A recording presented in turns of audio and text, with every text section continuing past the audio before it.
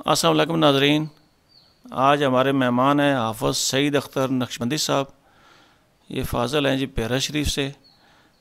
ان سے رمضان کے حوالے سے ہم انٹرویو کر رہے ہیں، تو پہلے ان سے سوال کرتے ہیں جی روزہ کب فرض ہوا؟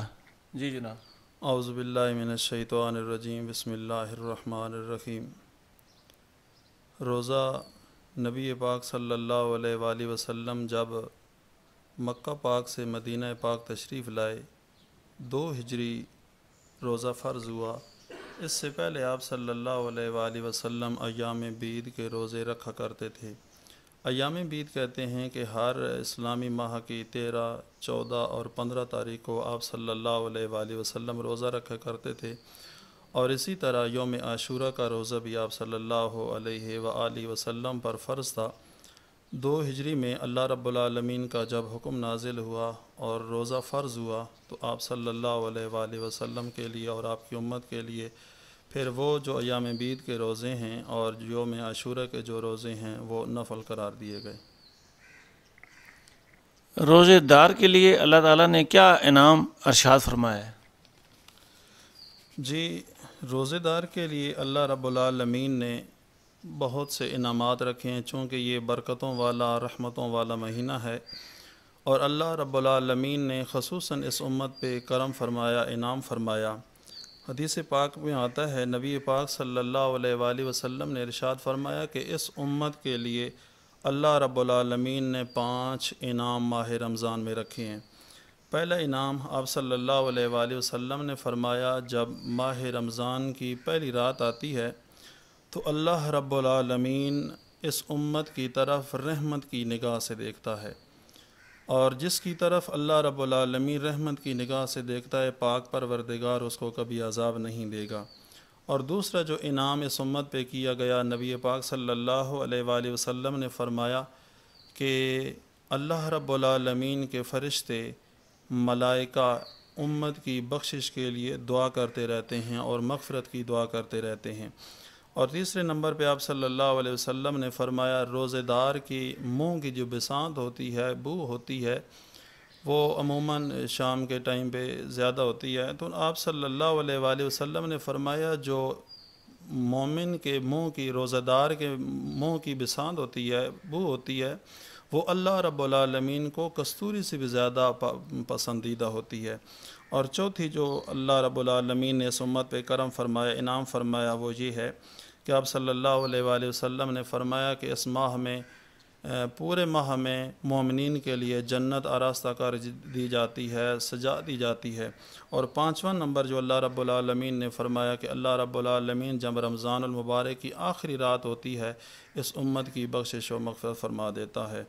اس کے علاوہ بہت سے انعام ہیں جس کے بارے میں نبی پاک صلی اللہ علیہ وآلہ وسلم بلکہ حدیث قدسی میں آتا ہے کہ اللہ رب العالمین ارشاد فرماتے ہیں کہ الصوم لی وانا اجزی بہ، کہ روزہ میرے لیے ہے اور میں خود اس کی جزا دوں گا۔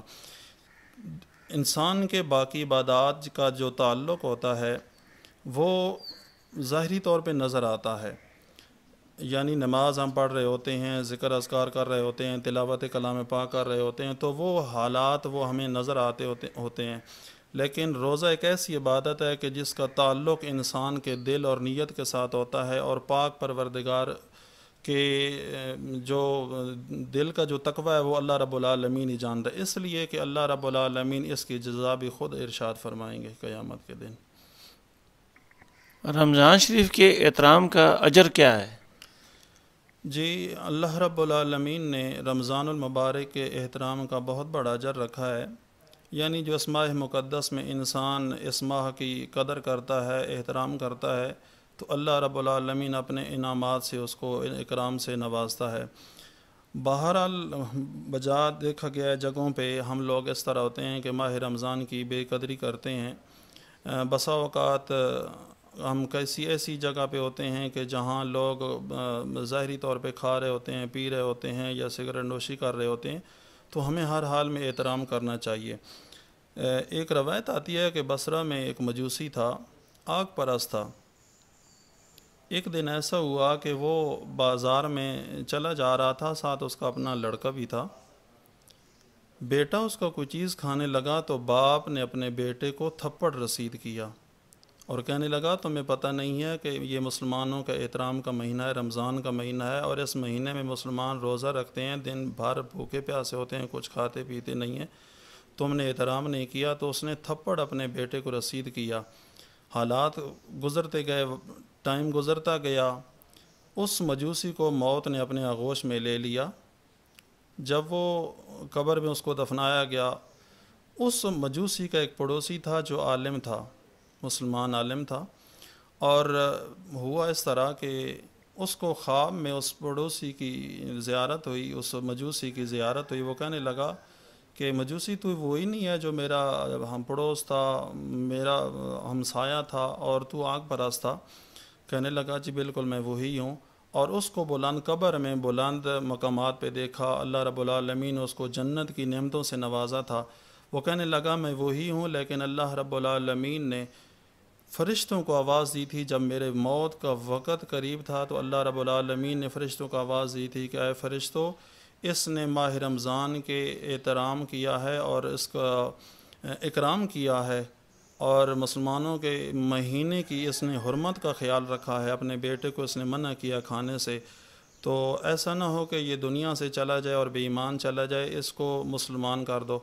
تو وہ موت سے پہلے وہ کہتا ہے کہ اللہ رب العالمین نے مجھے مسلمان کر دیا، مطلب کلمہ پڑھا دیا، کلمہ شہادت پڑھ دیا، اور میری موت جو ہے وہ حالت ایمانی پہ ہو گئی۔ تو سامعین گرامی، ہمیں یہ دیکھنا چاہیے کہ ایک مجوسی ہے، آگ پرست ہے، اگر وہ ماہ مقدس کے احترام کرتا ہے، اللہ رب العالمین اس کو جنت میں ابدی مقام عطا فرما دیتا ہے۔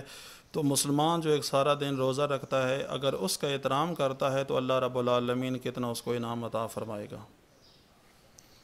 رمضان المبارک میں کرنے والے اعمال کون سے ہیں جن پر حضور اکرم صلی اللہ علیہ وآلہ وسلم نے حکم ارشاد فرمایا ہے؟ بہقی شریف کی روایت آتی ہے، آقا کریم صلی اللہ علیہ وآلہ وسلم نے ارشاد فرمایا کہ جب رمضان المبارک کا بابرکت مہینہ آتا ہے تو یہ کثرت سے اعمال کیا کرو۔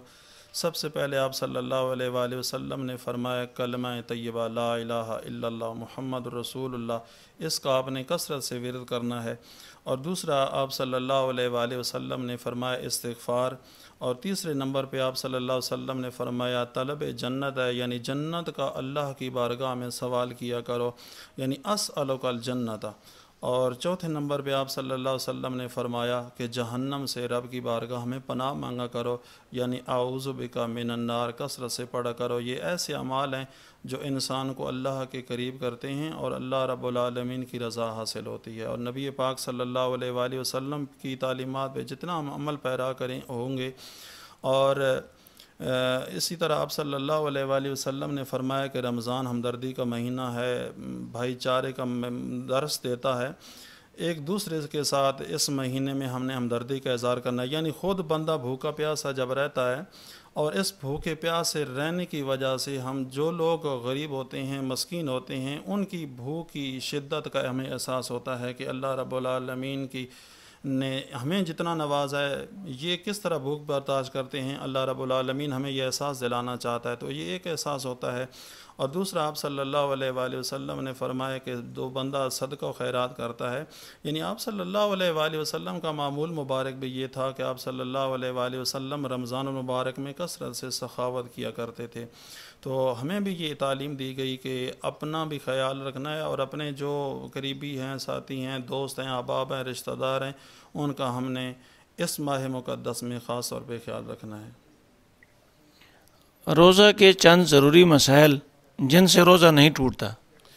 ہاں جی، عموماً یہ مسئلہ درپیش آتا ہے کہ ہمارے ہاں بار بار لوگ پوچھتے ہیں کہ مسواک کرنے سے روزہ ٹوٹ جاتا ہے۔ جی، تو علماء نے یہی فرمایا ہے کہ مسواک کرنے سے روزہ نہیں ٹوٹتا، چاہے وہ خشک ہو یا تر ہو۔ ہاں اتنا ہو سکتا ہے کہ اگر اس کے ذرات جو ہوتے ہیں وہ حلق میں چلے جائیں تو پھر روزہ مکروہ ہو جاتا ہے۔ اس کے علاوہ ہمارے زمانے میں یہ جو ٹوتھ پیسٹ کا استعمال ہے وہ لوگ کرتے ہیں، لیکن ماہ رمضان میں اس پہ پابندی ہے، یعنی آپ نہیں کر سکتے، اس کا ذائقہ جو ہے وہ حلق میں جائے گا، روزے سے ٹوٹ جائے گا۔ اس کے علاوہ قے جو آتی ہے، یعنی الٹی جو بندے کو آ جاتی ہے، اگر منہ بھر کے بھی آ جائے تو وہ خارج جب ہو جاتی ہے تو اس سے روزہ نہیں ٹوٹتا. ہاں اگر کچھ واپس چلی جاتی ہے حلق کے نیچے پھر واپس چلی جاتی ہے تو پھر اس میں ایسا ہوتا ہے کہ روزے ٹوٹنے کا خدشہ ہوتا ہے. اور بعض اور مسئلہ یہ پوچھا جاتا ہے کہ عموماً ینگ جنریشن ہوتی ہے کہ وہ پوچھتے ہیں کہ روزے کی حالت میں جب غسل فرض ہو جاتا ہے تو کیا روزہ مکروہ ہو جاتا ہے؟ ایسی حالت میں روزہ مکروہ نہیں ہوتا.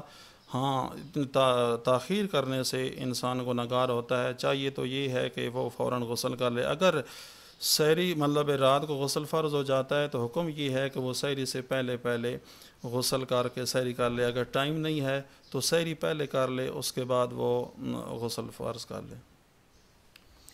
ناظرین, یہ تھے حافظ سعید اختر نقشبندی فاضل پیرا شریف, جنہوں نے ہمیں رمضان المبارک کی اہمیت اور افادیت سے آگاہ کیا. اسی کے ساتھ مجھے اٹک ٹوڈے نیوز سے اجازت دیجیے. اللہ حافظ.